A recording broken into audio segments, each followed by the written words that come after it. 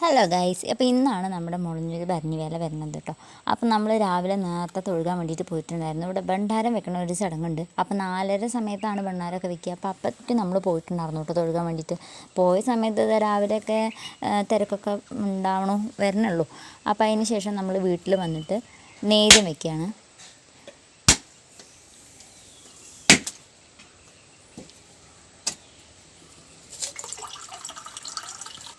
അപ്പോൾ പിന്നെ ഈ നേദ്യം വെക്കുന്ന സമയത്ത് സാധാരണ നമ്മൾ എന്താ വെച്ചാൽ ഒരു അരിപ്പായസം, പിന്നെ അതേപോലെ തന്നെ അപ്പം ഉണ്ടാക്കും. പിന്നെ നമുക്ക് ഗണപതിക്ക് തേങ്ങയൊക്കെ ഉടച്ചിട്ടാണ് നമ്മൾ നേദിക്കുക. അങ്ങനെ അത് നേദ്യമൊക്കെ വെച്ച് കഴിഞ്ഞിട്ട് നമ്മൾ നേരെ വീണ്ടും കാവിക്ക് പോയിട്ടുണ്ടായിരുന്നു. ആ സമയമാകുമ്പോഴേക്കും എന്താ അത്യാവശ്യം നല്ല തിരക്കൊക്കെ വരാൻ തുടങ്ങിയിരുന്നു കേട്ടോ. ഈ നിൽക്കുന്നത് നമ്മുടെ ദേശീയ കമ്പ്യൂട്ടർ സമ്മാനക്കുപ്പിൻ്റെ വണ്ടികളാണ് കേട്ടോ.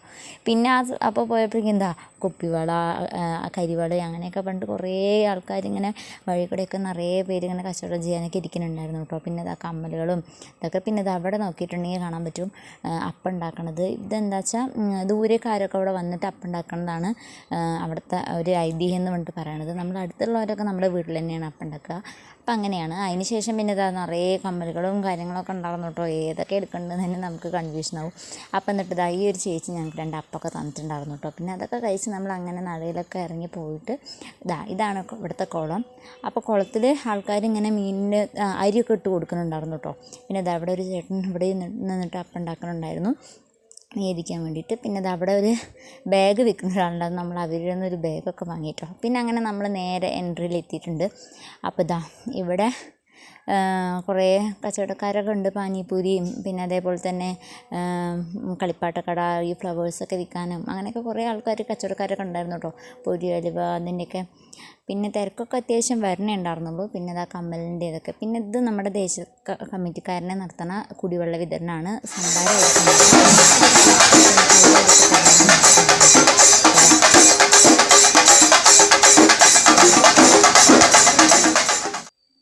അങ്ങനെ അതൊക്കെ കണ്ടിട്ട് നമ്മൾ പിന്നെ നേരെ നമ്മുടെ ഞാറച്ചോളൻസിൻ്റെ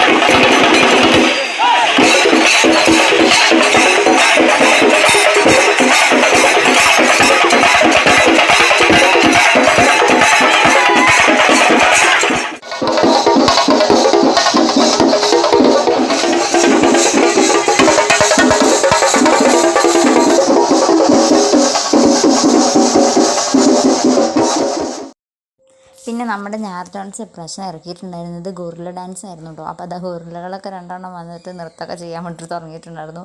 ഇവരെടുത്ത് കുറേ പേര് നിന്ന് ഫോട്ടോ ഒക്കെ എടുക്കുന്നുണ്ടായിരുന്നു കേട്ടോ. എന്തായാലും അടിപൊളിയായിട്ടുണ്ടായിരുന്നു. നമുക്ക് കാണുമ്പോൾ തന്നെ നല്ലൊരു എൻ്റർടൈൻ ആയിട്ടുണ്ടായിരുന്നു. അപ്പോഴേക്കും എന്താ അതിൻ്റെ ബാക്കിൽ തന്നെ അടുത്ത ടീം